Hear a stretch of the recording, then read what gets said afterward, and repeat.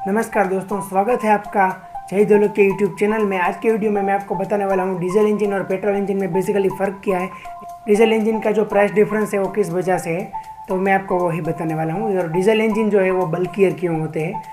अगर आपको हमारा वीडियो पसंद आता है तो प्लीज़ लाइक कीजिए, अपने दोस्तों के साथ शेयर कीजिए, और अगर आप इस चैनल पर नए हो तो प्लीज़ सब्सक्राइब कीजिए, क्योंकि जब भी हम नए वीडियो अपलोड करेंगे तो उसकी नोटिफिकेशन आपको मिल पाएगी। और उसके साथ बेल आइकन को भी प्रेस करके ऑल को प्रेस कर दीजिए।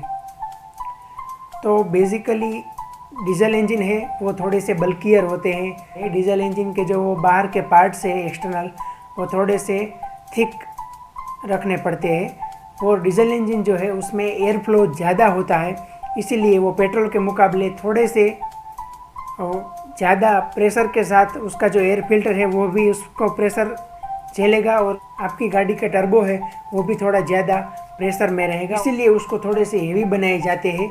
और उसकी प्राइस है वो थोड़ी सी महंगी होती है, या फिर लाख या 1.5 लाख रुपए आप बोल सकते हैं।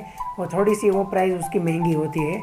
और उसके साथ में ही डीजल इंजन है, उसके साथ में जो टर्बो में जो एयर इनटेक होती है, एग्जॉस्ट टेल पाइप से वो गैस निकल के आती है, इसलिए वो गर्म ही होगी। गर्म होने के बाद में उसको साथ में इंटरकूलर को भी लगाना पड़ता है। इंटरकूलर वो एयर को ठंडा करके फिर से एयर इनटेक में टर्बो के साथ से गुजार के वो भेजता है इंजन के एयर इनटेक में। तो इसीलिए ये प्रोसेस और ये थोड़ा सा कॉम्प्लेक्स मैकेनिज़्म होता है उसका। कुछ यही कारण है जिसकी वजह से ही डीजल इंजन थोड़े से महंगे होते हैं और बल्कि होते हैं। अगर आपको हमारा वीडियो पसंद आया है तो प्लीज़ लाइक कीजिए और अपने दोस्तों के साथ शेयर कीजिए।